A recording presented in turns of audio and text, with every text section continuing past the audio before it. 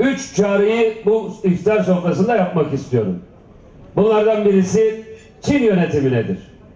Tarih boyunca da modern zamanlarda da hiçbir zaman baskı ve zulüm sonuç vermemiş, baskı ve zulüm toplumlarda huzur içerisinde, toplumsal diyalog içerisinde birlikte bir arada yaşama kültürüne hizmet etmemiş, bu kültürü geliştirmemiştir.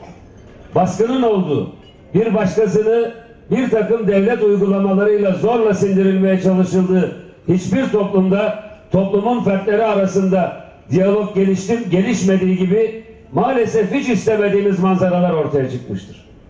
İşte Saddam yönetiminin ortaya koymuş olduğu o zalim yönetimin sonrasında gelişen olayların Irak'ı ne hale getirdiği ortadadır.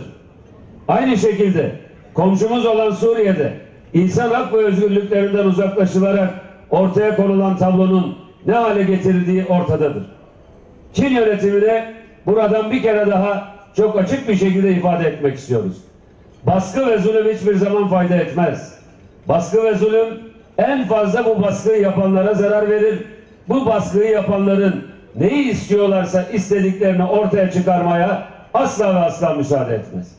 Her baskı daha çok şiddet doğurur. Her baskı daha çok nefret doğurur. Her baskı toplumların birbirlerinden daha fazla uzaklaşmasına neden olur ve karşılıklı rızayla, karşılıklı müzakereyle çözebileceğiniz işleri de bir müddet sonra çözemez hale gelirsiniz. İkincisi, uluslararası camiaya çağrımızdır. İnsan hakları ihlallerini takip etmek için nice uluslararası kuruluşlar gayret sarf ediyor. Bu kuruluşlar kendi faaliyetlerini icra ediyor.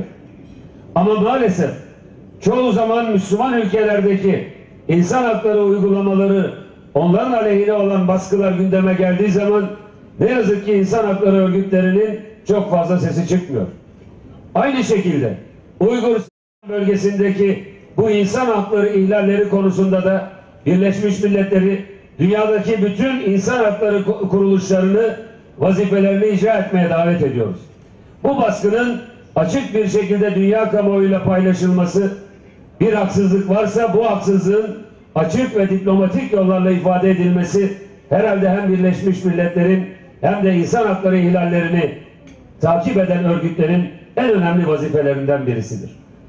Üçüncüsü ise bizzat Uygur'daki kardeşlerimize, Müslüman Türk kardeşlerimizedir.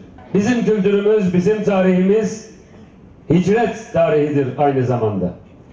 Hicretin altında kahır vardır, zulüm vardır. Biz inandığımız kutlu peygamberin bile kendi hayatında nice kahırlar, nice zulümler çektiğini bilen bir milletiz. Hazreti Peygamber bütün bu çekmiş olduğu zorluklara, işkencelere karşı sabırla direndi. Metanetle direndi. Olgunlukla direndi. Ne inancından taviz verdi, ne de olgunluğunu, sabrını ve metanetini terk etti. Onun sonunda Hazreti Peygamber hicretle emrolundu, hicret etti ve Medine ortaya çıktı. Şimdi Uygur bölgesindeki Müslüman kardeşlerimiz 1952'de Türkiye'ye gelmeye başladılar. Türkiye'de de yaşayan artık o bölgenin insanları var.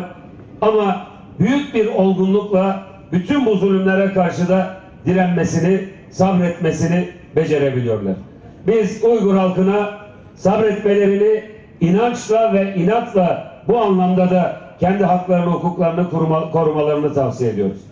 Biz Türkiye'deki kardeşleri olarak dünyanın dört bir tarafındaki bütün mazlum milletlerin, haksızlığa ve zulme uğramış olan milletlerin hakkını savunmak için nasıl üzerimize düşeni yerine getirmeye çalışıyorsak, hiç olmazsa başkaları gibi susup sessiz kalmak yerine yapılan zulme bu zulümdür diyerek karşı çıkıyorsak, 2015 yılının Ramazanında şu günlerde de Uygur Sincan bölgesinde yapılan bu faaliyetlerin açık bir insan hakları ihlali olduğu, Müslümanlara zulüm ve baskı olduğunu biliyor ve bunu da açık dille her yerde ifade etmeye çalışıyoruz.